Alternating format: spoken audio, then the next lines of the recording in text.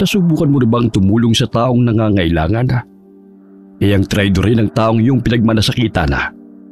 Magandang araw sa inyo, Ingkong, at sa mga tagapakinig ng Ingkong Horror Stories. Itago niyo na lamang po ako sa pangalang Sabela. At ngayong araw ay ibabahagi ko ang kwento kung paano ang simpleng pagtulong namin ng aking tiyahin sa isang nangangailangan ay magdadala ng takot sa maliit naming bayan at tuluyang magpapabago sa aking buhay. Sabel! Anong petsa na? Ba't ba ang tagal-tagal mo? Kailangan na nating lumakad at aabutan na tayo ng dilim pag-uwi. Saglit lang, Chang. Palabas na po. Sabel! Eto na po, nandito na. Ready na po ako, kaya tara na. Po? Bakit ganyan na naman kayo makatingin? Chang, wala ba kayong tiwala sa akin? 3 beses ko na pong chinag ang bag ko. Lahat ng pinapadala nyo nandito, wala po kong kinalimutan. Sigurado ka? Opo nga. Akin na nga, patingin nga. Sabel, hindi mo ba ako narinig? Sabi ko, akin na. Patingin ang mga dala mo. Chang naman, akala ko ba nagmamadali na tayo? Ba't ngayon kung ano-ano pa pong gusto nyong gawin? Akin na, bilis na. Wala na akong nagawa pa ng hablutin na magsi-50 anyos kong tiya ang bag na nakasabit sa aking katawan. Habang iniisa-isa niya ang laman noon, bigla siyang tumingin sa akin. Diba? Sabi ko na po sa inyo, kumpleto yan eh. Nasaan ang asin? Asin? Wala naman po kayong utos na magdala ko ng asin, kaya wala akong nilagay riyan. Ano po bang gagawin natin sa asin? Naubusan po si Ka Jerry? Hindi para kay Jerry, kundi para sa atin, Sabel. Ay, Diyos ko naman, Iha. Para kang bago ng bago. Dito ka na lumaki sa akin pero hindi mo pa makabisado ang mga bagay-bagay. Alam mo naman na tuwing pupunta tayo sa kanya ay nagdadala ako ng asin, di ba? Hindi na niya inutos sa akin ang pagkuha noon. Siya na mismo ang muling nagbukas ng bahay para kunin ang isang supot ng asin na nakasuksok malapit sa pinto. Ilagay mo na to riyan at lumapit ka na sa akin. Pagkaangat ng kanyang kamay, agad niyang binulong ang mga salita na bagamat parati kong nadidinig tuwing aalis kami ng bahay, ay hindi ko pa rin alam kung ano ba talaga ang ibig sabihin. Sa ngalan ng Ama, ng Anak at ng Espiritu Santo. Amen. Ama, patuloy niyo po kaming proteksyonan. O halika na... Hindi ka pumikit? Nadistract po ako sa kaiisip, Chang eh. Nawala sa isip ko na kailangan nakapikit ako tuwing nagdarasal ka ng ganon. Kailangan ba talaga na pati ako nakapikit? Hindi po ba tatalab sa akin ang proteksyon ng dasal niyo pag nakadilat ako? Hindi niya ako sinagot. Pagkatapos niyang makailang hakbang palabas ng bakuran, nagmamadalit na tataranta ko siyang sinundan. Nang makaisang oras na kami sa paglalakad sa parte ng bundok Abe, kung saan nakatira ang kapwa niya manggagamot at matalik na kaibigan na si Ka Jerry, bigla siyang lumingon sa akin. Sabel, ang bracelet mo, yung galing kay Ka Jerry, suot mo ba? Suot ko po. Kabilin-bilinan niya na wag ko raw po itong huhubarin kaya nandito lang ito parati. Hala, Chang! Chang, yung ano ko po, yung ano ko! Oh, ano? Yung bracelet ko po nawawala. Suot ko pa po yun pag alis natin ng bahay eh. Inayos ko pa nga po ang pagkakatali nun sa kamay ko. Saan kaya napunta yun? Saan po kaya nalaglag? Luminga-linga ako sa pag-asang baka nahulog yun sa malapit. At nang hindi ko yun makita, ay nakangiwi akong tumingin sa kanya. Chang, wala po rito. Baka kanina pa po yun nahulog. Tingin nyo mahahanap pa natin yun. Baka makita pa po natin mamaya. Yung dinadaanan natin ngayon, yun din naman po ang daraanan natin pa uwi, di ba? Kaya kung nahulog ko yun sa kung saan, tiyak na makikita pa po natin.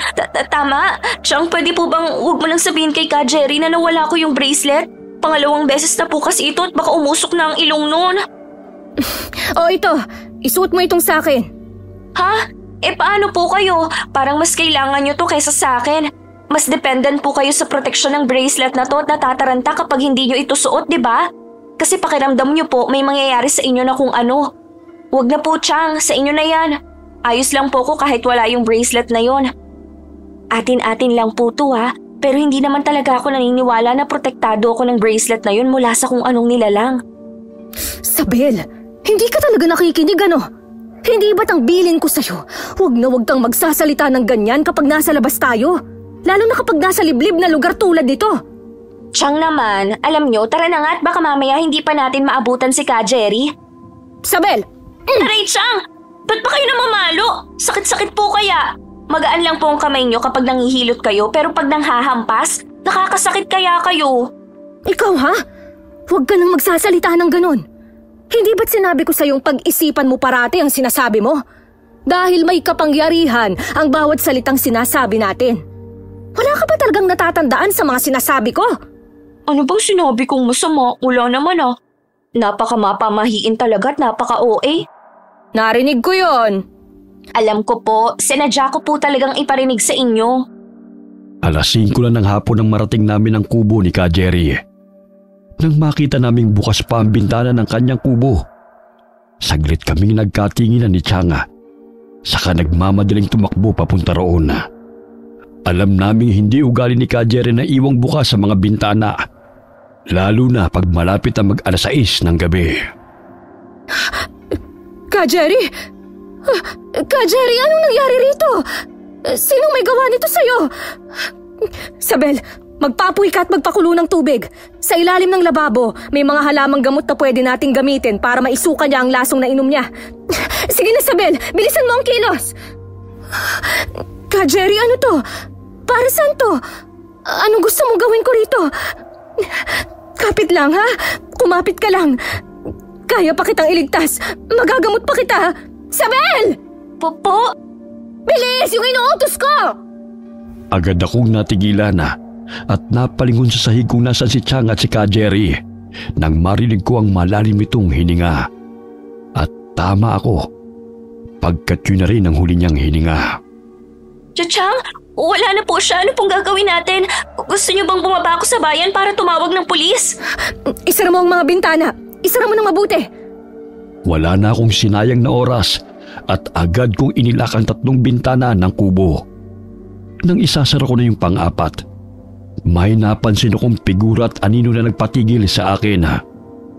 Bago ko makita kung ano ba talaga yung nakita ko sa may puno, bigla na lang hinila ni Chang ang bintana at siya na mismo ang naglak noon. Ang sabi ko bilisan mo, di ba? Chang, para kasing may nakita ako sa puno.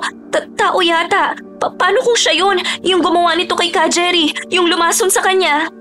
Wala yun. Namamalikmata ka lang. Po, imposible po. Medyo natitigan ko eh. Hindi ko lang nakita yung mukha niya pero yung shape, sure akong tao yun, Chang. Sabel, wala kang nakita. May nakita ka man o wala sa labas. Gusto kong isipin mong wala kang nakita. Po, Chang, hindi ba natin pananagutin yung may gawa nito? Hahayaan na lang natin to? Paano kung sa atin isisi ang nangyari kay Ka Jerry? Ang mga kandila. Akin ang mga kandila, pati na rin ang posporo. Chang! Sabel, makinig ka na lang sa akin, pwede ba? Para sa atin din ang ginagawa kong to. Akin ang kandila. Nang madasalan ko na si Jerry at magawa ko na ang kailangan kong gawin para makaalis tayo. Po, tayo pong maglilibing sa kanya? Bakit tayo? Hindi po ba tayo makakasuhan nito? Baka mamaya mapagbintangan tayong murderer. Chang, iwan na po muna natin ang katawan niya rito. I-report na po natin ito sa pulis. Tara na! Tara na po! Kahit ipaalam natin ito sa kapulisan, wala silang magagawa. Ano po? Wala silang magagawa, Sabel. Kasi hindi naman tao ang gumawa nito sa kanya. Narinig mo? Hindi tayo ligtas dito, Iha. Chang, ano po bang pinagsasabi niyo? Bakit po ba kayo nananakot? Hindi kita tinatakot. Sinasabi ko lang ang totoo. Kailangan mong malaman para na rin maprotektahan mo ang sarili mo kung sakali. Kung sakali?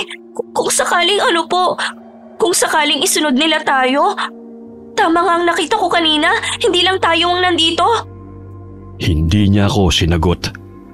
Tumayo si Chang para kunin ang mga kandila na hinihingi niya.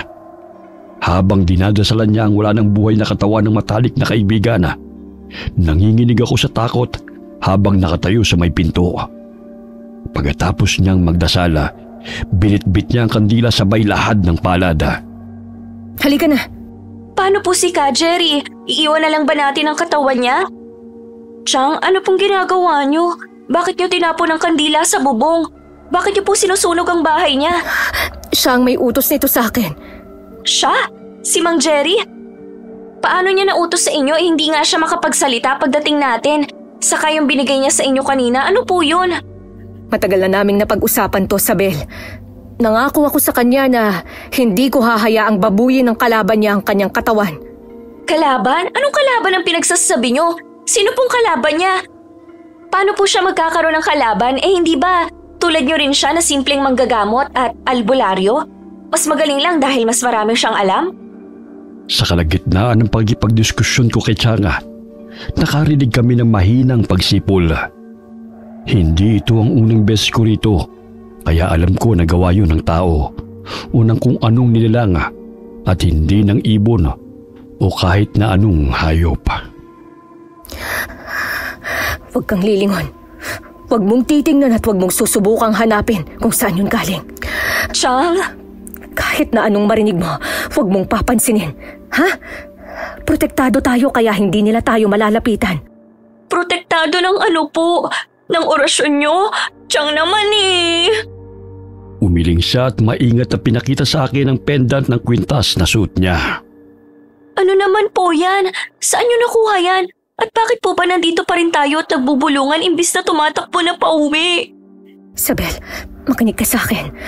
Makakauwi tayo at walang mangyayaring masama sa atin. Basta makinig ka lang. Chang! Sabel, naiintindihan mo ba ako? Naiintindihan ko po. Simula na magkaisip ako, alam ko nang may kakaiba kay Tia Carmen. Hindi siya ordinaryo tulad ko o ng mga kapitbahay namin. Kahit hindi niya sabihin alam kong may nakikita siyang hindi nakikita ng lahat. Kaya ilang beses na ako nakaramdam ng takot habang ginagawa niya ang responsibilidad niya bilang manggagamot. Nang magdalaga ako at tuluyang mag-mature, bibihira na akong mabahala sa mga hindi may paliwanag na bagay na sinasabi o ginagawa niya. At nang akala ko nakita ko na ang lahat, ang gabing ito ang patunay na marami pa akong hindi alam tungkol kay Changa, pati na rin sa mundong aming ginagalawan. Ay nako, ano ba? Wala ka na naman sa sarili. Hoy, Isabela! Po?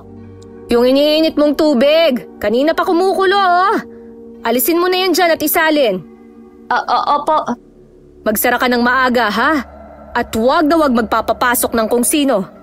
Gagabihin na ako at may nangangailangan ng tulong ko sa San Miguel. Iiwan niyo po ako rito? Nang mag-isa? Paano kita isasama? Ilang araw ka nang wala sa wisyo. Simula nang makauwi tayo, para kang naging desusi na kailangan ko parating talakan para kumilos. Dito ka na lang at baka makaabala ka lang sa akin. Mabilis lang naman ako. Ako na rin ang bibili ng ulam at... Iniisip ko pa rin po kasi ang nangyari kay Ka Jerry. Kung ano ba talagang nangyari nung gabing yon? Sino yun? Yung mga nakatingin po sa atin. Nasundan po ba nila tayo? Hindi. Hindi nila tayo nasundan. Nagsaboy ako ng asin sa dinaanan natin kaya hindi nila tayo nasundan. Sigurado po ba kayong hindi? Marami sila, Chang. Hindi ko po sila nakita pero ramdam kong marami sila. At minsan, pakiramdam ko po may mga nakatingin pa rin sa akin kahit wala naman. Tapos kayo umaarte kayo na parang walang nangyari. Na parang hindi po natin nakita at naranasan ang mga nangyari nung gabing yon. Akala ko na-shock lang kayo kaya ayaw nyo pang pag-usapan. Pero hindi Talagang ayaw nyo lang pag-usapan. Gusto nyong kalimutan na lang po ang nangyari. Promise, yun din po ang gusto kong mangyari pero hindi ko kaya. Hindi ko kaya, Chang. Natatakot po ako. Tuwing pipikit ako na, alala ko si Ka Jerry. Naiisip ko po na kung ano man ang nakainkwentro niya, kung ano man ang gumawa nun, tayo na po ang isusunod. Chang, ayoko pong mamatay. Ayoko pong mamatay ng ganun. Marami pa akong pangarap. Marami pa po akong gustong gawin. Gusto ko pa pong makapagtapos. At makakapagtapos ka. Makakapagtapos ka at magiging nurse. Ayokong pag-usapan natin ang nangyari ron kasi yun lang ang alam kong paraan para hindi ka matulad sa akin. Yun lang ang paraan para magkaroon ka ng normal na buhay. Hindi ko kayo naiintindihan, Chang. Hindi ko na naman kayo naiintindihan. Parati ko kayong hindi naiintindihan. Sabel, makinig ka sa akin. Kapag nalaman mo kung ano ba talaga ang kinakalaban ni Ka Jerry, ang mga nakikita mo, hindi na magiging normal ang buhay mo. Maniwala ka sa akin. Ako ang mas nakakaalam, kaya gawin mo ang sinasabi ko. Gawin mo yung ginagawa mo dati. Magbulag-bulagan ka. Huwag mong intindihin at pakialaman ang ginagawa ko. Mangako ka. Mangako ka sa akin na gagawin mo, Isabela. Pangako po. Ako ang bahala sa'yo. Hindi ko hahayaan na may mangyaring kahit na ano sa'yo. Hindi ko hahayaan na mapahamak ka. Saglit niya akong niyakap. Pagkalas niya'y muli niyang ipinakita sa akin ang pamilyar na kwintas. Oh, sa'yo na ito. Itago mo, ha? Poprotektahan ka ng mutya na ito. Mutya? Mutya ng ano po? Mutya ng bawang. Gamit yan, makakaya mong talunin ng iba't ibang nilalang ng lagim. Pero hindi ko ibinibigay sa'yo ang mutya na to para gawin yun. Ibinibigay ko to sa'yo bilang proteksyon. Ang mutya po bang ito ang inabot sa inyo ni Ka Jerry bago siya namatay? Tingin niyo po ba ito ang pakay ng pumatay sa kanya? Kasi gusto po nilang makuha to?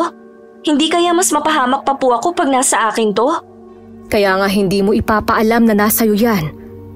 Mangako kang hindi mo ipagsasabi at hindi mo to gagamitin kung hindi kailangan. Opo, nangangako po ako.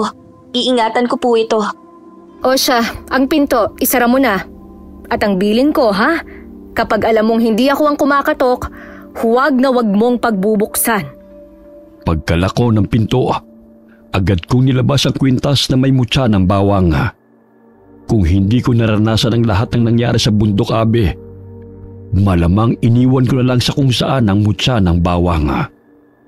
Pero dahil alam ko na ngayon na may mga puwersa sa paligid na masangsang at hindi makatao, pinanghawakan ko ito at pinakiusapan na sana maprotektahan niya ako sa lahat ng oras.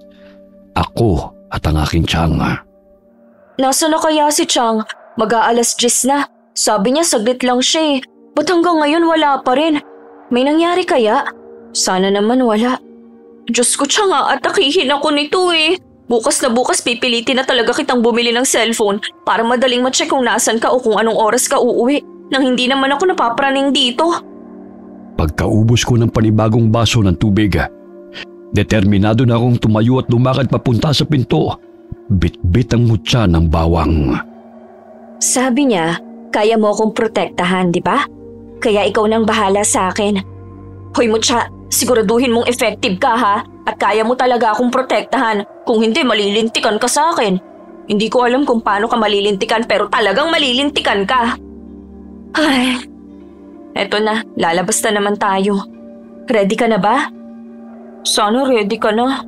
Tiyang naman! Kanina pa ba kayo riyan? Bakit hindi kayo kumatok o gumawa ng kahit anong ingay?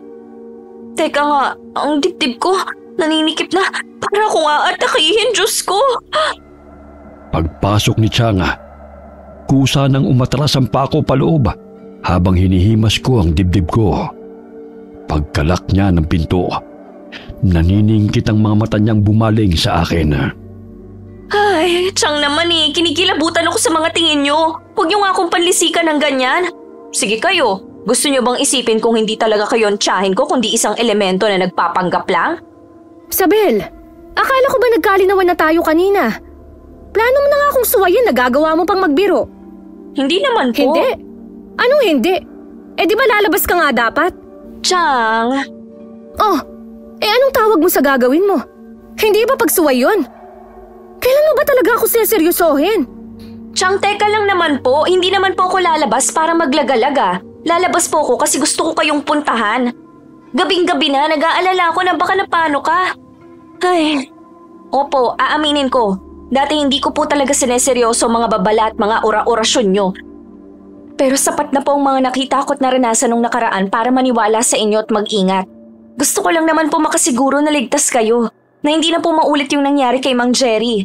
Ayaw nyo kasing bumili ng cellphone eh. Kung meron lang kayong nung tulad ko, edi sana sa text lang po kayo mag-a-update kung nasaan na kayo o anong oras kayo makakauwi. Chong, bili na po kayo please. Yung kahit likipad lang. May naitabi po kong pera yan. Medyo malaki-laki rin yun. Yun na lang po ang gamitin natin na pambili ng cellphone nyo. Oo na. Para sa ikatatahimik ng butsi mo, bukas na bukas bibili tayo ng cellphone. Oh, saan ang punta mo? Hindi pa tayo tapos mag-usap ah. Ba't tinatalikuran mo na ako? Si Chang talaga may pagka-OA. Hindi ko kayo tinatalikuran. Kukunin ko lang yung piggy bank. I-check ko lang kung sapat ba talagang pera ko ron. Kasi hindi ko rin po pala sure kung sapat bang pambili yung natabi ko. Huwag mo nang pakialaman ng pera mo. Meron naman ako. Yun na lang ang ipambili natin. Tuwang-tuwa akong niyakap si Chang. At imbis na itulak ako tulad ng dati niyang ginagawa pag naglalambing ako, niyakap niya ako pabalik. Huwag kang mag-alala. Hindi papayag ang mutya na may mapahamak sa atin. Pareho tayong protektado niyan. Talaga po ba? Kung ganito to kalakas at ka-powerful, bakit namatay pa rin po si Ka Jerry? Bakit hindi po siya naprotektahan ng mutya? Nakita mo naman ang nangyari kay Jerry, di ba? Hindi siya namatay dahil sa pag-atake o sa sugat. Napatay siya gamit ang lason. So sa direktang pag-atake lang po tayo na poprotektahan ng mutya. Pero sa lason, hindi po. Hindi po ba nito masasabi sa atin kung may lason sa pagkain na huwag nating kainin? Mahiwaga ang mga mutya, Sabel.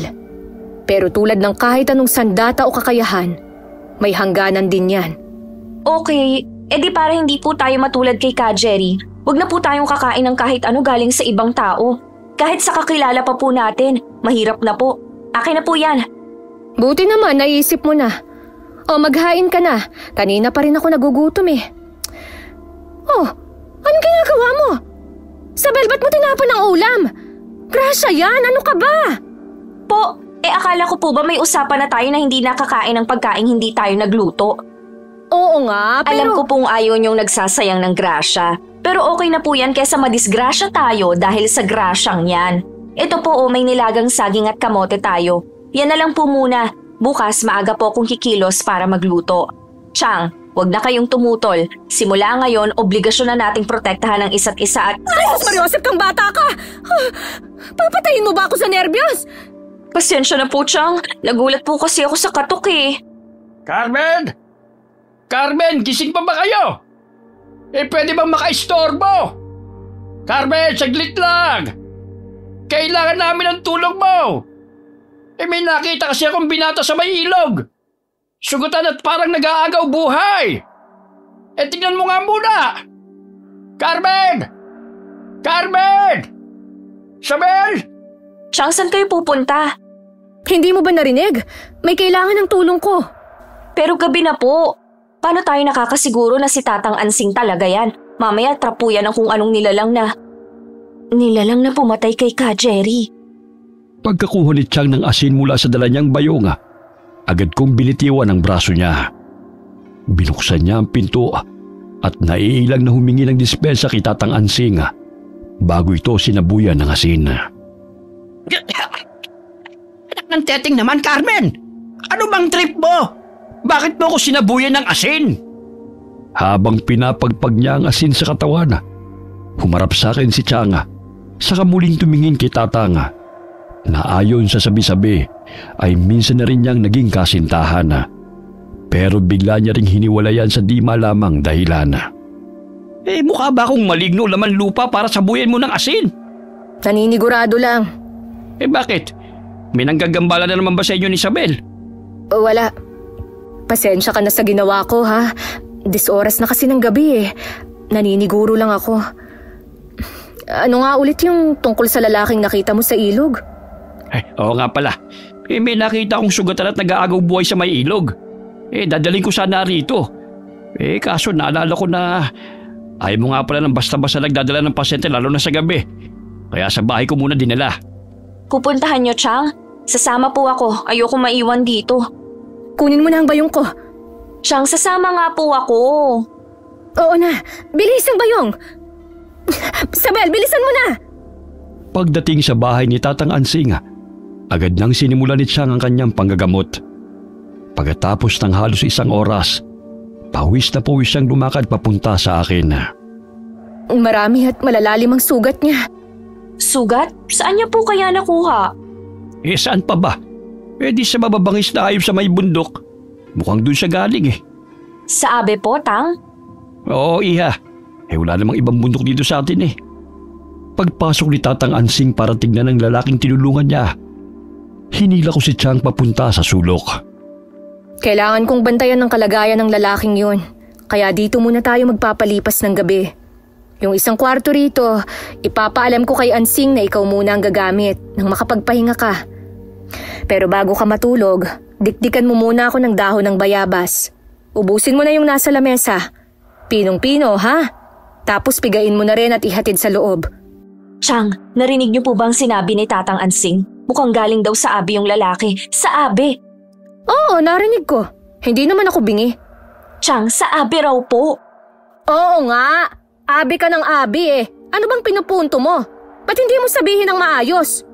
Paano kung isa yung lalaki sa mga nilalang na humahabol sa atin nung gabing yon? Kung tayo ang pakay niya, malas niya kasi hindi niya tayo magagalaw. Nasa akin ang mutya ng bawang. Ha? Nasaan na yun? Nasa bulsa ko yun kanina eh. May sinasabi ka ba? Wala po. Sigurado naman po kayo na kahit galing siya sa Abi tulad natin siya, di ba? Hindi po siya kung anong sumpa ng kadiliman. Tulad natin siya. Sigurado ako. Sa tagal kong nanggagamot ng tao, alam ko na kagad kung may kakaiba sa taong nahahawakan ko. O siya, babalik na ako ron ha. Yung inuutos ko, bilisan mo na. Teka, ano pong ibig niyong sabihin? Naka-encounter na po kayo ng pasyenteng hindi tao? Kailan? Bakit hindi ko po alam? Anong ginawa niyo sa kanya? Saka ko na ikikwento. Yung inuutos ko muna ang unahin mo. Yan na naman po kayo eh. Tapos wala naman po. Hindi nyo naman ikukwento. Pag nag-follow up ako, kayo pa po yung galit. Anong sabi ko sa'yo? Opo nga. Sabi ko nga po eh. Tatahimik na po ako para magawa nyo ng kailangan nyong gawin. May Super Chang. Gawa ng pag-aalala at pilit na pag-alala kung nailapag ko ba sa kama ang mutya ng bawang nung kinuha ko ang bayong ni Chang. Madaling araw na ako nakatulog. At agad ding nagising nang marinig ko ang pagtilaok ng manok ni Tatang Ansing.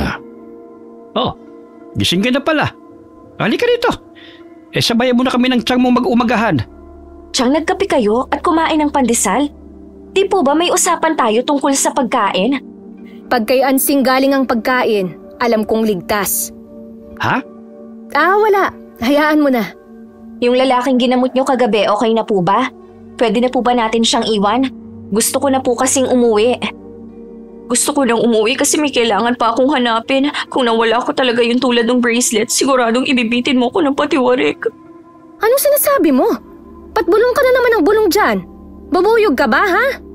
Aba, wala po. Ang sabi ko, enjoy nyo lang po yung coffee at pandesal date nyo. Baka mag-ignite pa po ang inyong pagmamahalan. Ako na po ang bahalang mag-check sa Sleeping Beauty natin sa kwarto. Maliliit na hakbang na lumapit ako sa lalaking tuwid na tuwid pa rin nakahiga sa kama. At napakagat na lang sa labi nang makita ko ang mukha niya. Diyos ko, ang gwapo naman ito. Buti na lang nakita ka ni Tatang kagabi at naagapan ni Chang. Kung hindi, sayang naman yung kapugian mo. Psst! Gising ka na ba? Pwede ka nang gumising kung hindi pa. Lampas 7 hours ka na rito. Sige ka, mauubusan ka ng pandesal. Hoy! Mukha siyang hindi na humihinga. Kaya para ma-check kung buhay pa ba siya, nilagay ko ang isang daliri ko sa ilong nito. Nang madama ko ang mahinang buga ng hangin galing doon, ay tatalikod na sana ako nang bigla niyang hinablot ang braso ko at hinila ko pahiga sa kama. Chang! Tulong! Sino ka? Bitiawan mo ako! Sino ka sabi? Anong kailangan mo sa akin? Anong plano mo? Anong gagawin mo sa akin? Wala siyang gagawin. Hindi kami masasamang tao kaya pakawalan mo na ang pamangkin ko. Nagsasabi sila ng totoo. Sila pa nga ang tumulong sa iyo eh. Iho, bitiwan mo na si Isabel bago mo pa sa tuluyang masaktan. Hindi namin alam kung ano nangyari sa iyo, kung bakit kami sugat, kung sino o ano ang may gawa niyan. Pero isa lang ang natitiyak ko, hindi ka namin sasaktan. Kaya sana wag mo ring sasaktan ng kahit na sino sa amin. Pagbitaw niya sa akin, agad na akong tumakbo papunta kina Chang. Tinignan ni Chang ang leg ko at nang makitang wala naman akong natamong pinsala, agad niya na akong nilagay sa likuran nila ni Tatang Ansing. Hindi ko po sinasadya. Hindi ko sinasadyang saktan ka. Nagulat lang ako. Natakot. Ang naalala ko lang kasi. Nang tumigil siya sa pagsasalita, nagkatingin ang kaming tatlo. Pagtangunit siyang kay Tatang Ansing, saka siya dahan-dahang lumapit sa estranghero. tatabihan kita. Ayos lang ba? Hindi kita sasaktan. Gusto ko lang malaman kung anong nangyari sa'yo. Gusto mo bang kumausap ng pulis? Pulis? Pulis, yung mga taong may baril tapos naka-navy blue na uniform. Pulis, hindi mo ba alam kung ano yon? First time mo bang bumaba ng bundok? Alam ko kung ano ang pulis. Okay, ang sungit mo naman. Ang ibig kong sabihin, para saan? Para sa amin, mukhang kami pa yung mas may kailangan eh. Isabel! Joke? Para ano? Para kung kailangan mong i-report ang may gawa niyan sa'yo. Namukhaan mo bang may gawa niyan? Oo. Maitim siya. 4 ang paa. May pangil. Maitim? 4 ang paa? May pangil? Aswang? Tama ba ako? Aswang ang tinutukoy mo? O maligno? Basta masamang elemento? Chang, aswang o masamang elemento? Sigurado ka ba sa nakita mo, iho? Aswang! Po? Baboy mo pong tinutukoy ko. Hindi aswang. Aswang? May ganun ba? Hindi ba panakot lang yun sa mga bata? Oh, anong gagawin mo, Isabel? Babanatan ko to, Chang eh. Lakas ng tama eh. May pa-mysterious effect pang description niya, baboy mo lang palang tinutukoy. Alam mo, sana kinain ka na lang nun. Naku, Chang, dyan na nga kayo. Mauuna na po ako sa bahay. Magpapakain pa po ako ng mga manok at maglilinis ng hawla ng baboy. Bukod sa naiirita ako sa lalaking yun, kailangan ko na rin talagang umuwi para hanapin ang mutya. Nang makita ko yun sa kama ni Chang, kung saan ko nga naiwan gawa ng pagmamadali, para akong nabunutan ng tinik sa dibdib. Alam mo, rito ka na lang. Saka na lang kita dadalhin kapag lalabas ako at pupunta sa ibang lugar. Nakakakaba ka eh. Parang isusunod ako ni Chang sa dati mong pinoproteksyonan kapag nawala kita. Diyan ka lang ha, huwag kang aalis. I-check kita riyan mamaya. Paglipas ng araw, at sa tulong na rin ni Chang, tuluyan nang gumaling si Dindo. Bukod sa kinagigiliwan ng mga matatanda sa aming lugar, kinababaliwan din siya ng mga kababaihan. Dahil gwapo nga naman talaga siya at napakakisig. Morning, Chang. Pasensya na po kung tinanghali ako ng gising. Madaling araw na kasi ako nakatulog kanina. Paano ka makakatulog agad? May data ka na naman. Panay na naman siguro ang kakascroll mo sa cellphone. Kaya umaga na nang dalawin ka ng antok. Kapag napuyat, cellphone at load ko agad ang may kasalanan, hindi po ba pwedeng may something lang akong nafe-feel? May bumabagabag sa akin kaya hindi ako makatulog? Something? Anong something? Wala po kayong naramdaman, Chang? Magtatanong ba ako kung meron? Sige nga, ano ang naramdaman mo kagabi? Saglit akong natigilan at hindi makapaniwalang tumingin sa kanya. Sa aming dalawa, siya ang may mas matalas na pakiramdam. Siya ang parating aware sa nangyayari sa paligid, lalo na sa gabi. Kaya nakapagtatakang hindi niya naramdaman ang kakaibang naramdaman ko. Hoy, Isabel! Sandali lang naman po, Chang. Hinahanap ko pa ang tamang words para ma-explain kung ano ba talaga nangyari sa akin nun eh. Basta parang kahit nandito ako sa bahay, dito sa loob ng kwarto, nakikita ko ang labas. Kita ko pong paa ng isang lalaki. Puro putik yun at dahan-dahan siyang gumagapang papasok sa kulungan ng mga kambing. Parang nakita ko na po yung kulungan ng kambing na yun eh. Hindi ko lang maalala kung saan. Tapos sinunggaban niya yung kambing, Chang. Inuna niya munang ubusin ang dugo nun bago niya kinain ang lamang loob. Chang, nakita ko rin palang mukha niya. Nakita ko ng isang beses pero hindi ko siya mamukhaan kasi punong-puno na ng dugo ang mukha niya. Paglabas niya sa kulungan ng kambing, saka pa lang ako napalagay at nakatulog. Chang naman eh, seryoso po ako, nakita ko po talaga.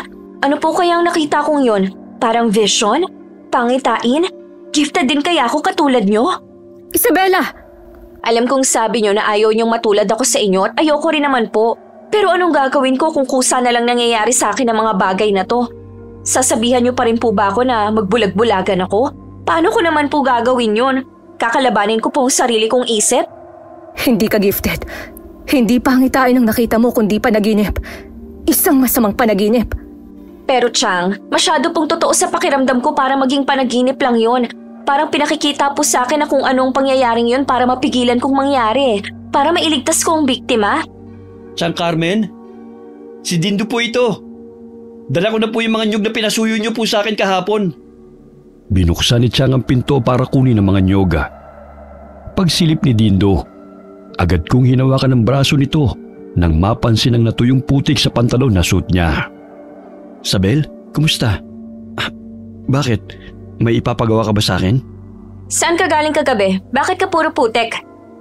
Nalilito niya akong tinignan at habang binabasa niyang tumatakbo sa aking isip, mas lalong nangungunot ang kanyang noo.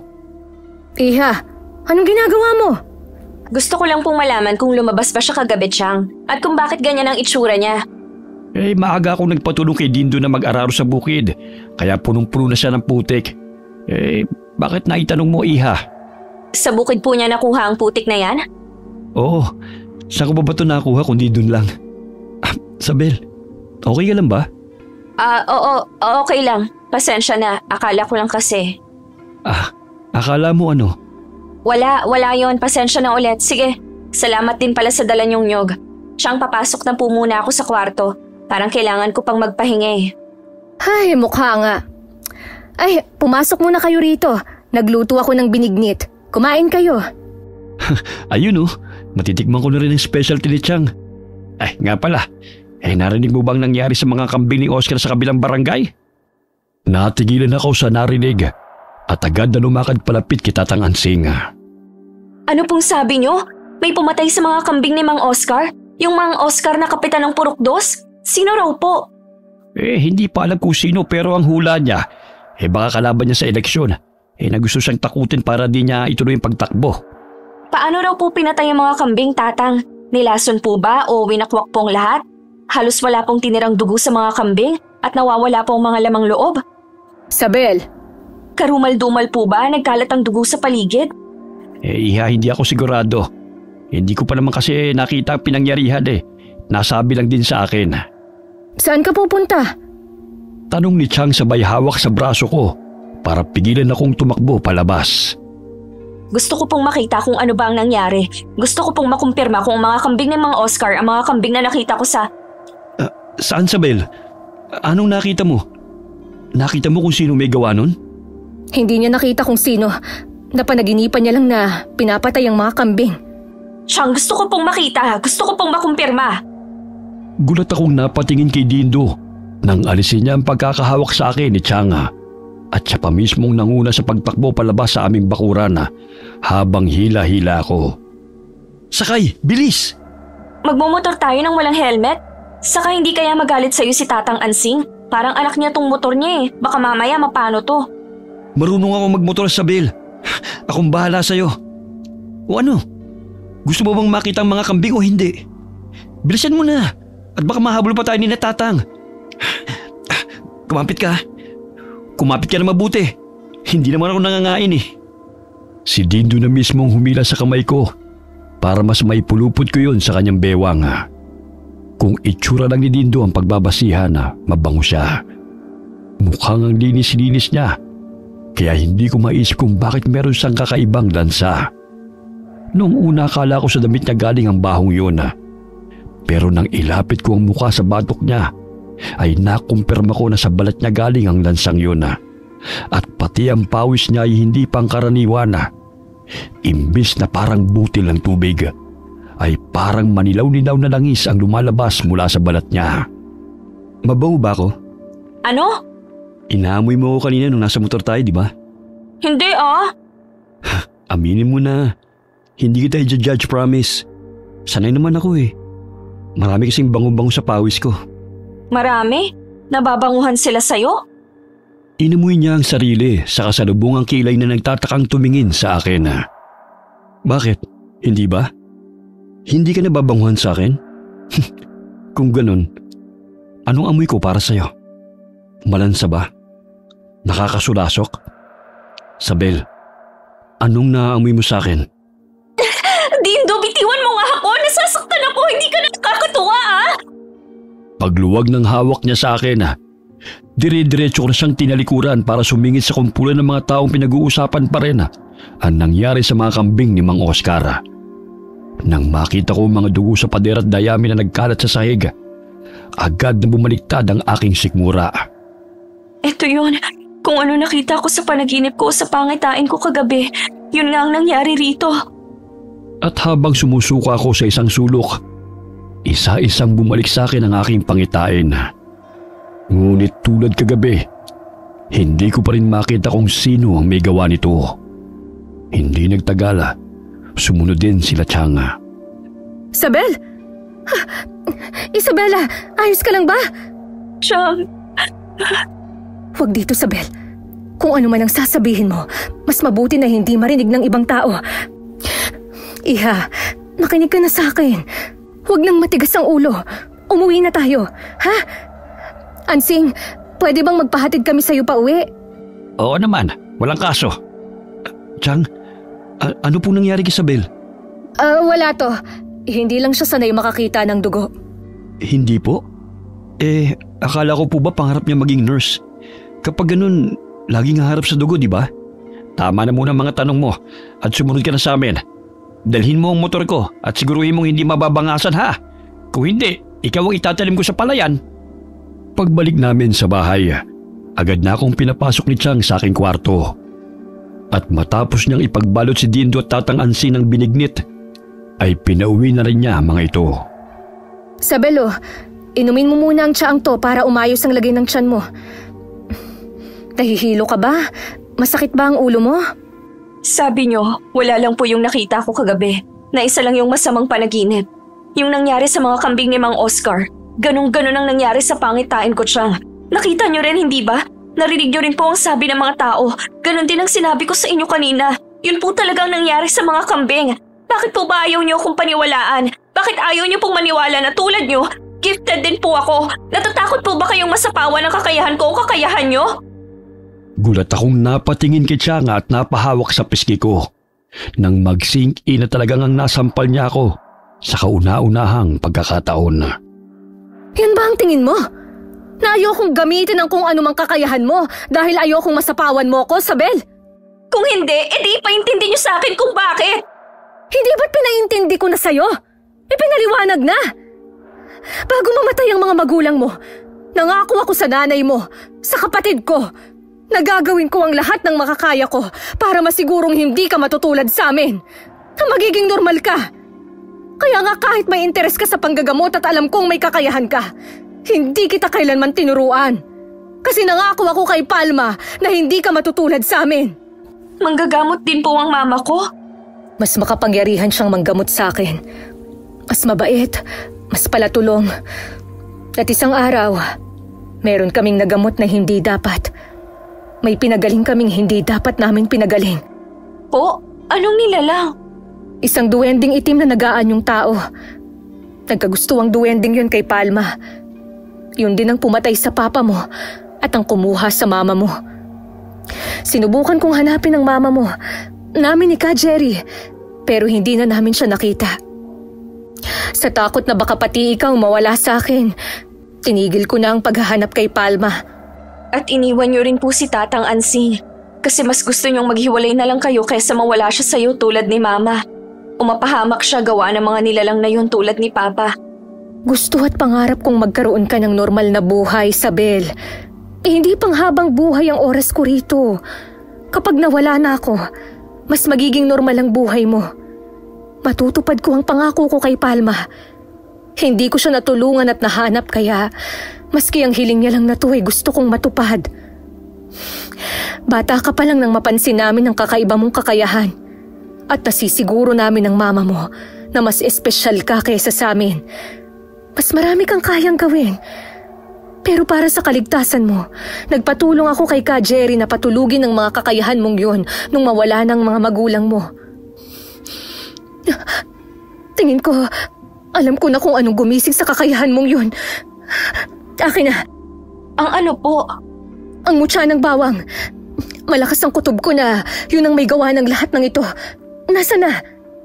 Kinuha ko mula sa aking alahasa ng mutya. Pero imbis na ibigay yun sa kanya, ay tinali ko ito sa leeg ko at inilalim sa t-shirt na aking suot. Isabel, akin na! Ako na ang bahala! Ako na po. Gusto ko po na akong tumapos sa kung sino mang nanggagambala sa atin at kailangan kong magawa yon bago siya makapambiktima ng kapwa natin tao. Tama po ako, di ba? na nagsisimula pa lang po ang aswang na nakapasok sa lugar natin at hindi siya makukontento sa mga hayop lang. Sabel! Kapag alam ko pong ligtas na ulit ang buong San Guillermo, ibabalik ko sa inyong mutya. Babalik po ako sa normal kong buhay. Pangako? Pangako po, Chang. Sa paglipas ng mga araw, ay sunod-sunod ang naging pag-atake ng aswang. Tulad noong unang beses ko siyang nakita sa pangitain ko. Tanging katawan lang niyang nakikita ko, pero hindi ang mukha niya o ang kahit na anong pwede magturo sa kanyang pagkakakilanlan. Bukod sa maladilubyong pinsalang dala ng aswang sa pangkabuhayan ng mga taga San Guillermo, nabalot na rin ang lahat ng takot na baka bukas makalawa ay hindi na ito makontento sa laman at dugo ng hayop. Sabel, hindi mo kasalanan ng mga nangyayari, kaya wag na wag mong sisisihin ang sarili mo. Siyang anong hindi? Nasa akin po ang mutya at sa tulong nito, matutulungan ko dapat ang mga kapitbahay natin, ang mga kababayan natin, pero lagi akong huli. Lagi po akong palpak at hindi ko maintindihan kung bakit. Kung bakit kahit isang pag-atake hindi ko mapigilan o kung bakit hindi ko makita ng maayos ang mukha ng lalaking yon. Chang, wala po ba talaga kayong napapansin na kakaiba? Wala po ba kayong pinagsususpetsahan? Si Dindo kaya? Ano? Chang, bago lang po siya rito. Nung wala pa siya rito, wala naman po tayong ganitong problema. Hindi siya yun. Sigurado akong hindi. Nahawakan ko siya, naamoy. Walang kakaiba sa kanya. Saka hindi lang naman si Dindo ang dayo rito. May mga kasabayan siyang dumating. Marami silang dayo rito. Tama. Naamoy niyo siya nung gabing ginamot niyo siya, hindi ba? Naamoy niyo ba na parang malansa siya? At yung merong kakaiba sa balat niya? Sa pawis niya? Na parang langis ang lumalabas sa balat niya? Walang kakaiba sa amoy niya. Wala akong naamoy na lansa. Pero meron po akong naamoy, Chang. Nararamdaman kong may mali sa kanya kahit nagaano pa po siya kagwapo o ka-charming. At ngayong gabi, aalamin ko po kung siya ba talagang nasa likod ng mga pag-atake.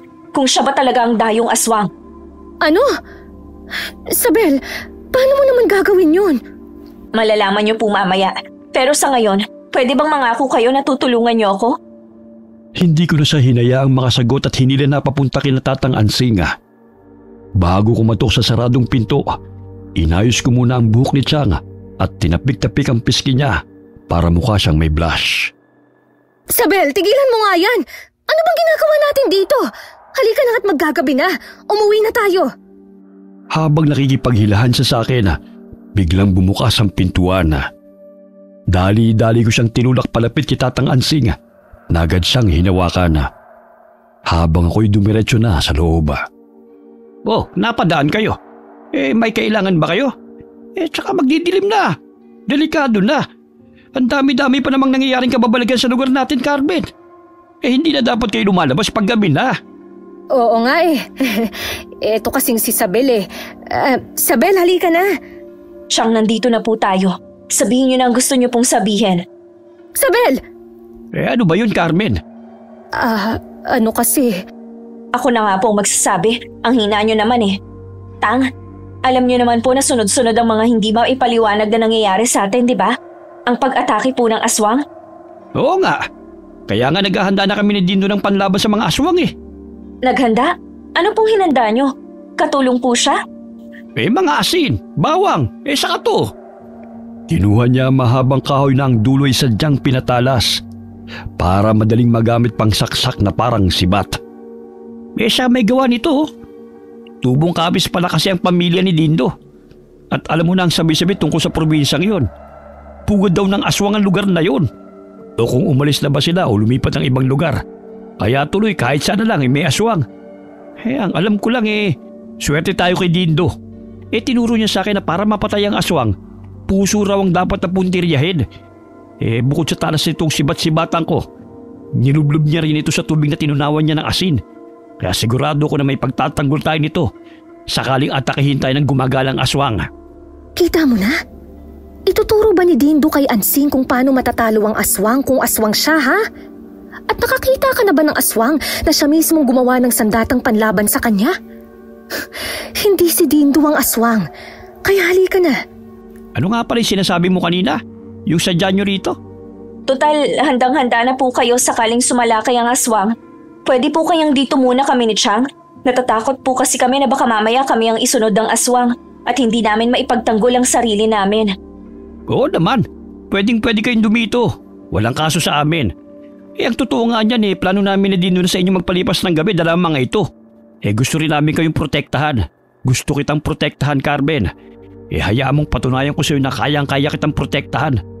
Na hindi ako mahina tulad ng akala mo. Pagtikim ko'y sabay silang nag-iwas ng tingin sa akin. At bago makurot ni Chang ang singit ko gawa ng pangaasar ko, sumilip na ako sa kwartong ginagamit ni Dindo.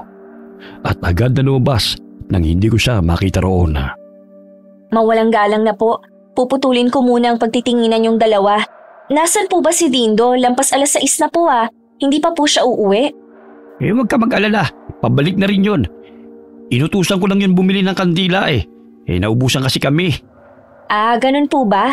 Kung salubungin ko na po kaya siya, saang tindahan po ba siya bumili? Sandali. Sana yata to Pagbukas ng pinto pagkatapos naming marinig ang sunod-sunod na pagkatok, ang kapitbahay naming si Mang Nestor ang sumalubong sa amin. Imbis na ang hinihintay naming si Dindo. Pagkakita ko sa duguan niyang kamay, dali-dali ko siyang nilapitan sa pag-aakalang nakainkwentro niya ang gumagalang aswang. Pero nang matanong ko sa di kalayuan ng nakabulagtang si Dindo, napako ako sa aking kinatatayuan. Nestor, anong nangyari sino may gawa niyan kay Dindo? Hindi ko alam. Basta may tinatakbuhan siya, Ansing. At base sa sugat sa dibdib at mukha niya, sigurado kong aswang ang may gawa nun. Naku, muntik na mga biktima ng aswang ang alaga mo. Mabuti na lamang nakatakas siya. Saan ka pupunta? Pigil ni Chang nang lalabas sana ako ng kwarto para kausapin si Mang Nestor, gawa ng narinig ko. Chang, nasa labas lang po ang umatake kay Dindo. Sabel, delikado. Alam ko po. Kaya nga dapat mapatay ko ng aswang na yun sa lalong madaling panahon. Dahil tapos na siya sa mga alaga nating hayop at tao na ang sinusunod niya. Paano mo gagawin yun? Oo nga at nasa iyo ang mutya ng bawang. Pero hanggang ngayon, hindi pa rin natin alam kung ano ba talaga ang totoong kakayahan niyan. Wala akong maipapayo sa'yo dahil kahit na nabanggit sa akin ni Ka Jerry ang tungkol dyan, ang tanging alam ko lang ay kaya kang protektahan yan. Yun lang. Hindi ko alam kung mapibigyan ka ba ng mutya na yan ng kakaibang lakas, o liksi, o bilis. Kaya pwede pa. Hanggat hindi mo pagamay kung paano yan gamitin, huwag kang magpakabayani. At ano po? Maghihintay na lang po ako na tuluyan ng may mapatay ang aswang na yon? Sunod-sunod na umubo si Dindo, kaya agad na lumapit sa kanya si Chang. Pagtingin niya sa akin, wala akong nagawa kundi ang alalayan muna siya habang ginagamot niya ang pinsalang nakuha ni Dindo mula sa nakaharap na aswang.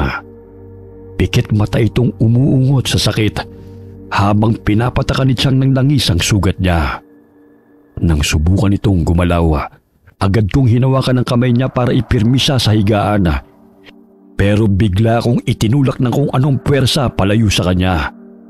Sa lakas ng puwersang yun, hindi lamang akong tumilapon, kundi pati ni rin si Chang na nawala ng malaya at napahiga sa papag ng kwarto.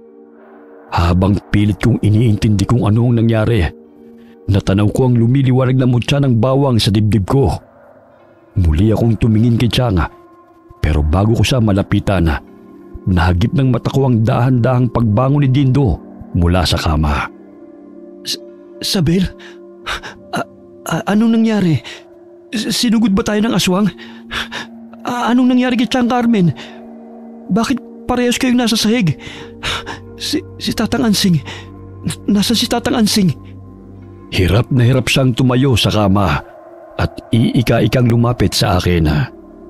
Pero bago niya maputol ang distansya sa pagitan namin, may kung anong puwersa ang muling nagtulak sa kanya palayo sa akin. Sa lakas nun, hindi lamang siya basta tumilapo sa dingding ng kubo. Nawasak pa ito. Kung normal siyang tao, dapat bali-bali na ang buto niya sa nangyari. Pero kitang-kita ko kung paano siya tumayo na parang wala lang sa kanya ang puwersang yun. Stabel, anong nangyayari? Bakit hindi kita malapitan? Anong kababalaghan to? Huwag mong sabihin ikaw yun. Na kayo ng tiyang mo ang aswang na nambibiktima rito sa San Guillermo. Ikaw yun! Alam ko ikaw yun! Ako? Ako ang alin, Isabel? Ako ang ano? Anong ginawa ko? Huwag mo nang bilugin ang ulo ko. Alam ko na kung ano ka, kung sino ka at kung bakit ayaw kang palapitin sa akin ng mutya. Tama ako. Tamang hinala ko. Malakas akong napasinghap sa gulat nang tumakbo siya papunta sa akin. Pero tulad ng unang beses nang tinangkang lumapit, muli siyang pinigilan ng mutya. Sabihin mo sa akin, gusto kong marinig sa labi mo kung anong tingin mo sa akin. Isa kang aswang. Paano ka nakasunod sa amin? Paano mo kami nahanap? Hindi mo dapat kami nasundan, di ba? Bakit hindi? Dahil sa asin na sinaboy ng tiyang mo? Ganun ba talaga kahina ang tingin niyo sa lahi namin? Sa mga kauri ko? Na lahat kami mapapatay niyo gamit ang pesting asin na nakukuha niyo mula sa mga kusina niyo? Sa iba, sa mahihinang lahi gagana yan. Pero sa tulad ko, sa aswang na tulad kong daan taon nang namumuhay at nanginginain ng tao, tingin niyo talaga basta-basta lang ako mapapatay ng ka-Jerry na yon? Mga inutil!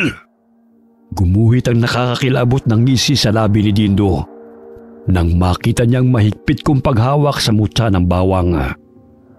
Alam niyang kapag wala na yun sa akin, mas madali niya akong maililigpit. Kaya gano'n na lamang siya makatingin. Ipinamana sa inyo ng pulpul na albularyo ng mutya nang hindi malamang sinasabi kung ano bang kakayahan ng pesting batong yan? O kung anong ginawa niya at ang mutya niya sa mag-iina ko? Kung ano man ang ginawa ni Ka Jerry at ng mutya na to sa mag-iina mo, deserve nila yon. Napatay ba sila ni Ka Jerry, ha? Kaya mo siya nilason at pinatay? Para maipaghigante ang mag-iina mo na kahit ubusin mo pa ang sangkatauhan, hindi mo naman na maibabalik. May idea ko. Total mukhang mahal na mahal mo sila. Bakit kaya hindi na lang ikaw sumunod sa kanila? Bakit hindi na lang din kaya kita sunugin tulad ng ginawa namin kay Ka Jerry? Sige, lapit! Lumapit ka sa akin nang matapos na ang pagdurusa mo! Imbis tapusin mo ang pagdurusa ko, paano kung iparanas ko na lang sa iyo ang pagdurusang pinagdaraanan ko, Sabela? Baka sakaling maintindihan mo kung saan galing ang galit at determinasyon kong ubusin ang lahi ng bawat albularyo, manggagamot at taong makakahawak sa mutya na yan. Agad akong napatingin kay Changa bago ko siya malapitan at mahawakan para maprotektahan mula kay Dindo. Mas mabilis itong nakalapit sa kanya. Habang nakasalampak sa balikat nito ang walang malay kong tiyahin, tuluyan niya nang ipinakita sa akin ang kanyang wangis. Dindo! Kung gusto mong mailigtas sa manggagamot na ito, hayaan mong ituro ng mutya na yan ang pugad ko. Maghihintay ako bagong tagapangalaga. Dindo, wag ang tiyang ko! Kahit meron akong kakaibang liksi at bilis sa tulong ng mutya, ay nawala ko pa rin siya. Mas kabisado niya ang bundok abe, kaya madali niya akong nailigaw. At kahit dumoble ang talas ng pangamoy ko, wala ring silbi. Dahil meron siyang kakayahang itagong amoy at presensya niya na sigurado kong dahilan kung bakit hindi kagad natunugan ni Chang na hindi namin siya kauri. Sa takot na baka huli na bago ko mahanap ang pugad na sinasabi niya, nagpatuloy ako sa paglalakad sa bundok abe hanggang ang daan at bawat puno ay unti-unting naging pamilyar. Ito yung daan papunta sa kubo ni Ka Jerry. Malinaw ko pang naalala kung saan namin iniwan ang katawan niya bago sinunog ni Changa. Pero wala nang kahit na ano roon. Maski isang buto o anumang tanda na may bangkay na nasunog doon, wala akong nakita. Sa pagbabaka sakaling mahanap ko sa lugar na ito ang sagot kung paano gamitin ang mutyang minana namin mula kay Ka Jerry, naglakad-lakad ako sa paligid hanggang mapansin ko sa ilalim ng sunog na poste ang maliit at brown na libro. Nang makita ko na buong-buo ang libro na parang hindi man lamang nadamay sa sunog, ay alam ko na kaagad na tulad ng mutya, mahiwaga rin ito. Mahiwagang mutya? Naririnig mo ba ako? Pahingi naman ng signal kung tama bang hinala ko. Kung nasa notebook o librong itong sagot sa mga katanungan ko. Ang gabay kung paano ka gagamitin laban kay Dindo. Alam ko at nararamdaman ko na makapangyarihan ka. Na hindi lang basta pagprotekta sa akin ang kaya mong gawin. Kaya parang awa mo na tulungan mo ako. Mas palakasin mo pa ako. Dahil kailangan nating matalo si Dindo at mabawi ng buhay ang Chang Carmen ko.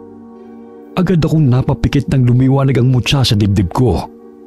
Kusa itong kumalas mula sa leeg ko at sa isang iglap ay binibigyang liwanag na nito ang partikular na pahina ng mahiwagang libro. Mga salitang buhay ba to? Inkantasyon? Tama ba ako ng hula? Kapag binasa ko ba to, kapag hawak ka, lalo bang lalabas ang iba mo pang kayang gawin? O sige, tatanggapin ko bilang pag-oo mo ang pagdoble ng liwanag mo. Pero bakit ba kasi ganito lang ang paraan mo ng pakikipag-usap sa akin? Bakit hindi mo kayang magsalita? Naiintindihan mo na ako, sana sinagad mo ng ability mo na kaya mo rin akong sagutin ng maayos. Oo na, babasahin ko na. Para ka rin palang si Chang, may pagkamainipin. Teka si Chang, ito na, magseseryoso na ako. Panginoon, mahiwagang mutya at kung ano-ano pang mabubuting nilalang na nakakarinig sa akin sa mga oras na to. Gabayan at tulungan niyo po akong matalo si Dindo. Huwag niyo pong hayaan na tuluyang masakop ng lagim at karahasan ng walang niyang aswang na yun ng San Guillermo. Amen. Pagkatapos magdasala, malalim akong bumuntong hininga. Saka malakas at mabilis na binasa ang inkantasyong nakasulat sa mahiwagang libro. Tulad ng gabaya, 3 beses ko yung binasa at sa bawat pag-ulit, mas lalo kong nilalakasan ang boses ko. Noong huli, bukod sa paglakas ng hangin, nagsimula na rin yumugyug ang lupa na parabang lumilindol. Takot na takot man ako sa mga nangyayaring hindi ko lubusang maintindihan. Pinagpatuloy ko pa rin ang pag-iengkantasyon ko. Sakto sa pagtapos, naramdaman ko ang pagbabagong anyo ng mutya ng bawang sa kamay ko. Imbis na bilog na mutya, isang klase ng lumang gulok ang naiwan sa aking kamay. Gulok? Lumang gulok? Ito na yon. Teka, may talim ba to? Maski yata sanga ng puno, hindi ito mahihiwa eh. Mahiwagang mutya, pinagbibiro mo ba ako? Hindi kaya ako nakikipagbiroan sa'yo. Kung gusto mong malaman kung gaano ako katalim, bakit hindi mo gamitin sa punong kaharap mo? Nagsasalita ka! Nakakapagsalita ka! Paano nangyari to? Paano? Nasisiraan ako ng bait. Sa dami na nangyari ng mga nakaraang linggo simula nang namatay si Ka Jerry, hindi ko na yata kinaya kaya nabaliw na ako. Baka hindi talaga totoo na nangyari ang lahat ng to. Baka gawa-gawa lang talaga to ng utak ko. Baka wala naman talagang aswang at nababaliw lang ako. Ayoko na! Sinubukan kong bitiwan ang gulok, pero parang kinukontrol ito ang kamay ko. Imbis na bumuka ang mga daliri ko, lalo lamang humigpit ang kapit ko roon. Gamit ang kamay kung saan naroon ang mutya ng bawang na bigla na lamang naging gulok, itinuro ko ang punong nasa harap ko. Kusang tumakbo roon ang pako, at pagkatapos kong iwas-iwas ang gulok na hindi ko naman talaga ginusto, kundi siya mismo, ay walang kahirap-hirap kong nahati ang puno gamit ang kalawangin pero mahiwagang sandata. Hindi ako nasisiraan ng bait. Talagang may aswang. Talagang nangyayari ang lahat ng to. At ako, anong mangyayari sa akin pagkatapos? Ikaw na ang bagong magiging tagapangalaga ko. Ikaw ang susunod sa yapak ni Ka Jerry at lalaban sa iba't ibang nilalang na walang ibang dala sa sangkatauhan kundi panganib at kamatayan. Bakit ako? Pwede bang pumili ka na lang ng iba pagkatapos nating mapatay si Dindo at maligtas ang Chang Carmen ko? Mukha lang akong aksidenteng napunta sa pangangalaga mo. Pero ang totoo niyan, bago ka pa isilang ng nanay mo, nakatadhana ka ng maging bagong tagapangalaga ko, maging bagong tagapagtanggol. At kahit anong gawin mo, hindi mo matatakasan ang kapalaran mong ito. Sasagot pa sana ako sa mutya nang bigla na lamang akong may nakita sa isip ko. Isang masukal na daan papunta sa kuweba na sa bukana pa lamang ay punong-puno na ng kandila. Galing sa bukana, parang nag-fast forward ang vision ko sa isang pamilyar na babaeng nakatali. Habang dahan-dahan siyang pinaiikutan ng isang matangkad na nilalang na ang katawan ay nababalot ng itim na balahibo at ang naninilaw niyang mga mata ay punong-puno ng galit at paghihiganti. Pagkatapos ng pangitain yun, saglit akong nawala ng balanse at natumba. Nakita mo ba yon? Nakita mo rin ba ang nakita ko? Yun ang pugad na sinasabi ni Dindo, di ba? Alam mo ba kung nasan yon? Matuturo mo ba sa akin kung nasan sila? Bakit hindi ka sumagot? Hindi mo alam? Bago ko tuluyang maipahiram sa'yo ang buong lakas at kakayahan ko, kailangan mo munang ialay sa akin ang dugo mo. Tanda na pumapayag ka na at handa ka nang maging bagong tagapangalaga ko. Gusto ko mang tumutol. Alam kong wala na akong oras. Kung hindi ko gagawin ang kailangan, baka tuluyan na akong mahuli. Pikit mata kong hiniwa ng palad ko at nang makita kong lumalabas na ang dugo, dahan-dahan ko itong pinahid sa talim ng gulok na para bang inaalayan ko ito ng dugo ko. Imulat mo na ang mga mata mo. Handa na silang ituro ang kinaroroonan ng prinsipe ng aswang. Prinsipe ng aswang? Bali prinsesa ng aswang at mga prinsesitang pinatay ni Ka Jerry? Wow! Royal family naman pala ang atake ni Dindo, ibang klase. May ganun pala talaga, no? Akala ko kalokohan lang yun ng mga matatanda dati. Anyway, ano na? Paano natin mahanap ang kinaroroonan nila? Sa tulong ng mga alitap-tap, insekto at kwagong nadadaanan namin ng mutya, nahanap din namin sa wakas ang kuweba. Nahaharangan ito ng talon na hindi ko alam na nag-e-exist pala sa bundok Abe hanggang sa mapadpad ako rito. Teka, hindi pa yata ako ganun kahanda. Kailangan ko munang huminga ng malalim. Huwag kang matakot. Hindi ka naman niya nakikita. Ano? Hindi ka niya nakikita. Nakatago ka. Tinatago kita. Invincible ako, sure ka? Oo nga. Pero minsan lang natin to magagawa. Minsan? Bakit minsan lang? Tuwing kailan lang? Tuwing huling kabilugan lang ng buwan. Kaya sinasamantala ni Jerry, sumasalakay kami sa pugad ng aswang tuwing kaya ko siyang itago ng ganito. Bukod sa hindi ka makikita ng kahit anong aswang, hindi ka rin nila maaamoy. Mas madali silang mapapatay. Kaya nga namin napatay ang mag-iina ng prinsipe ng aswang. Sana pati yung mismong prinsipe sinama nyo na para wala na tayong ganitong problema. May tiwala ko sa mutya ng bawang. Pero kahit alam kong protektado ko, hindi pa rin maalis sa akin na sa kabila ng kakaibang lakas at proteksyon ay may pagkakataon pa rin na pumalpak ako. Kaya pagkalakas-lakas ng kabog sa dibdib ko, habang dahan-dahan akong pumapasok sa pugad at kuta ni Dindo. Siya na lang ba ang naiwan dito? Isabel, ang tiyang mo! Ayun siya! Kakawalan mo muna siya! Kapag napatakasan natin siya, saka natin haharapin ang prinsipe, ang nag-iisang aswang na natitira rito sa Abe. Halika na! Bilisan mo! Sandali lang, parang may hindi tama eh. Pinapapunta niya ako rito. Alam niya kung gaano ka-importante sa akin si Chang. At alam niyang hindi ako titigil hanggat hindi ko siya nahanap. Kaya imposibleng iwan niya na lang ang Chang na mag-isa rito. Agad akong napatingin sa direksyon ni Chang nang bigla siyang sumigaw. Tulad ng hinala ko, si Chang at ang matalas niyang pakiramdam ang gagamitin ni Dindo para mapalabas ako. Nandito na ang bagong tagapangalaga, hindi ba? Nasaan siya? Hindi ko alam kung anong sinasabi mo, Dindo. Wala siya rito at hindi siya pupunta rito. Bumaling sa akin si Chang. Hindi ko alam kung namamalikmata lang ba ako o sadyang alam niya kung saan ako nakapwesto dahil nararamdaman niya ang presensya ko. Tahimik na sinundan ni Dindo ang kanyang tingin saka ito umisbid na parang kahit hindi niya ako nakikita. Alam niyang nandito ako sa pwesto na ito. Hindi nga kita nakikita o naaamoy, pero alam ko na nandiyan ka lang, Isabel. Ano na bagong tagapangalaga? Magtatago ko na lang ba na parang duwag? Hahayaan mo na lang ba na mapatay ko ng dahan-dahan ang pinakamamahal mong tiyahin?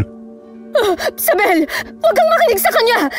Kahit anong mangyari, huwag kang magpapakita. Di bali na kung mapatay niya ako.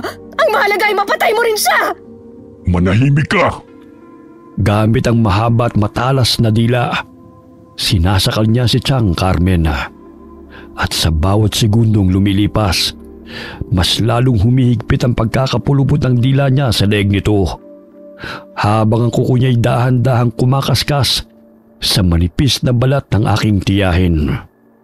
Itigil mo ng pagtatago sa akin at ipakita mo ko sa kanya.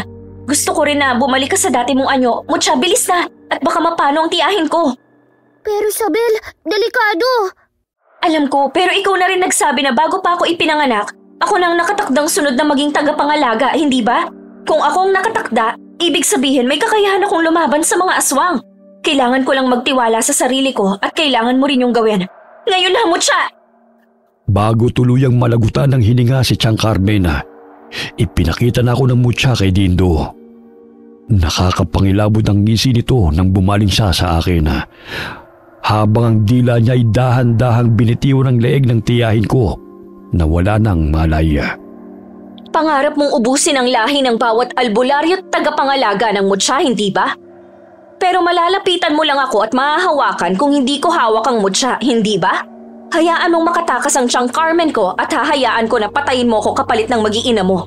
Itong Mutya na gusto mong mawasak bilang parte ng paghihiganti mo, ibibigay ko rin sa'yo. Anong ginagawa mo? Nasisiraan ka na ba ng bait? Hayaan mo na ako, Sabel. Huwag mo na akong iligtas. Isipin mo ang mga tao sa San Guillermo na patuloy na mapapahamak kung hindi mo siya tatapusin. Galit na galit niyang dinampot si Tiang Carmen sa katubuong lakas na inihagis papunta sa bukana ng kuweba bago siya muling bumaling sa akin. Ginawa ko na ang gusto mo. Pinatakas ko ng inutil pulpul at mahina mong tiyahin. Kaya oras na para ikaw naman ang tumupad sa pangako mo. Sabel, wag! Mapapahamak ka! Pag tinawag kita, magbalikan yung gulok ka. At agad na pumunta sa kamay ko, naiintindihan mo ba?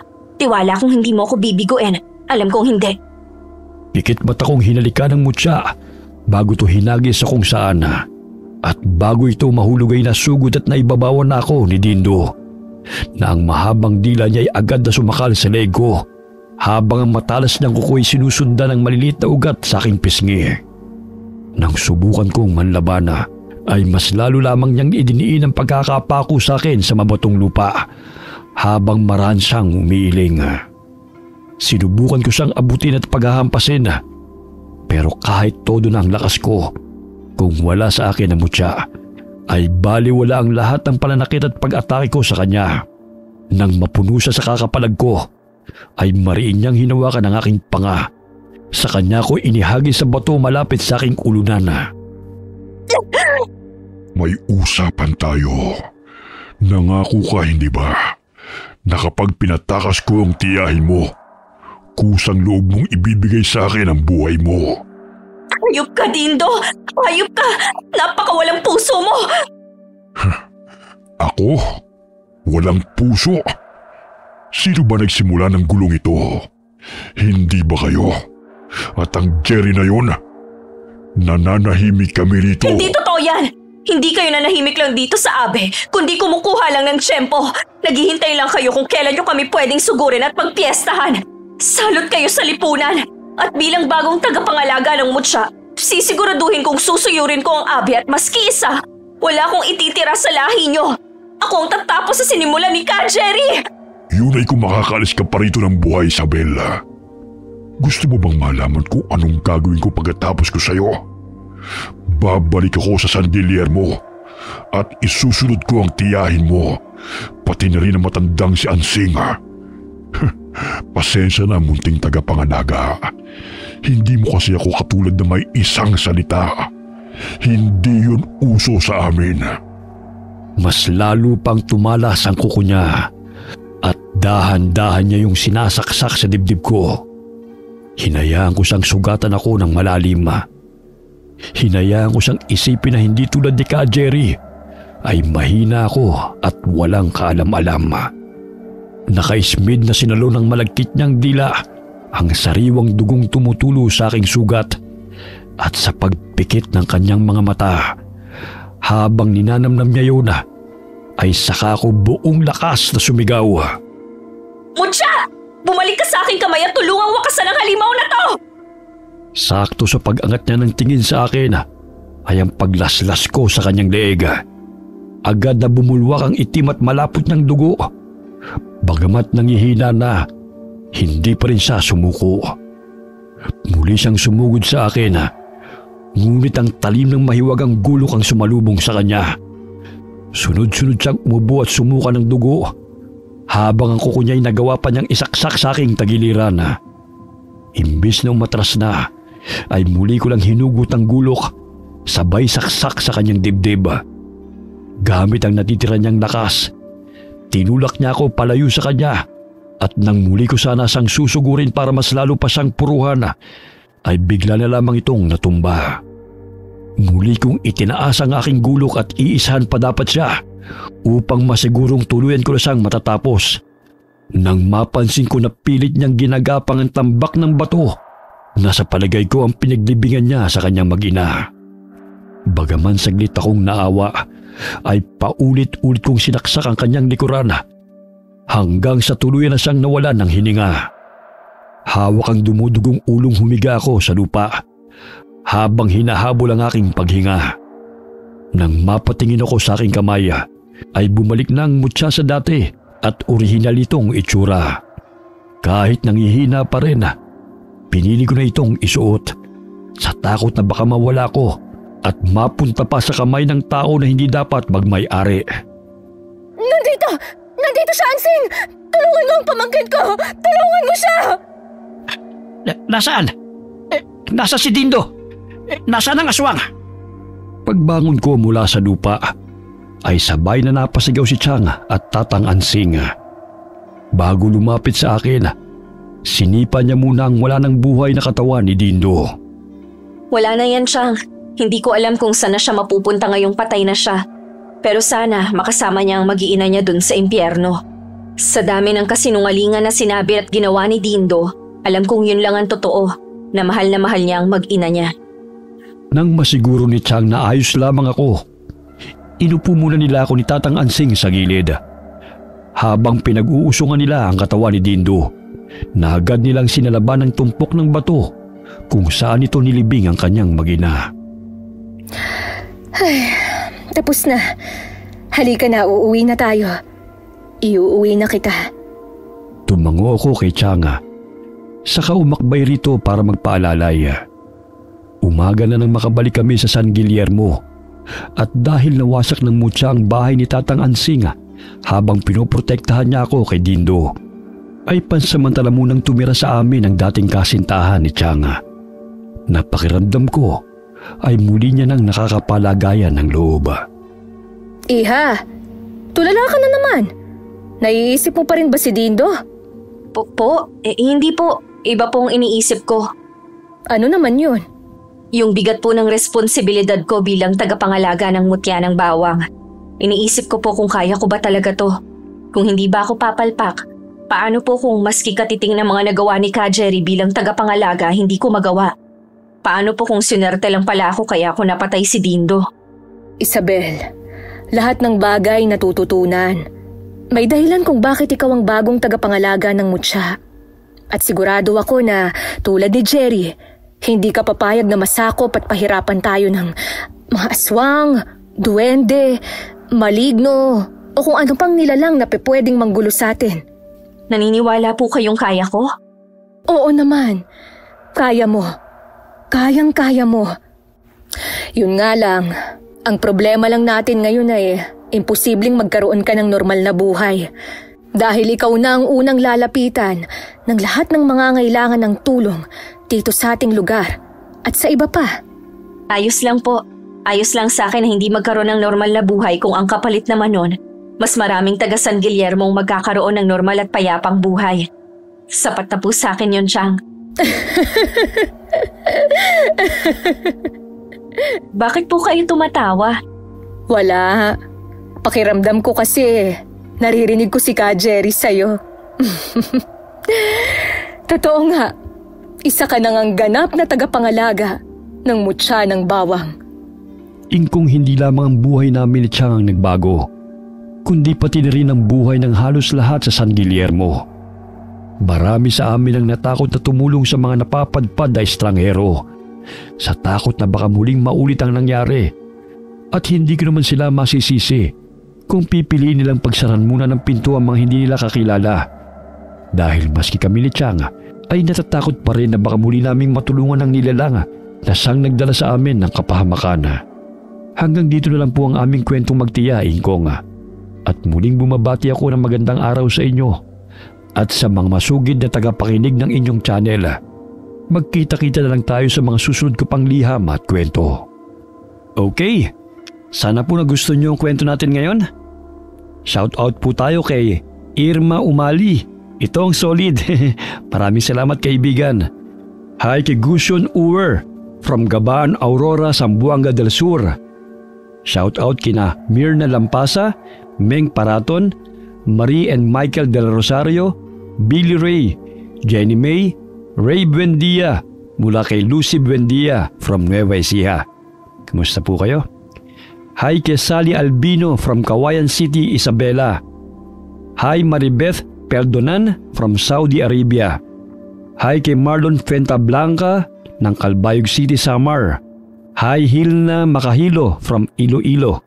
Hi kay Marlene De Los Santos from Novaliches. Hi Ernel Rivera. Hi kay Angel May Banares from Tandansora, Quezon City. Shout out po sa Malubay family from Bagakay, Romblon. Kamusta po kayo? Alright, maraming salamat po sa inyo and God bless po sa inyong lahat.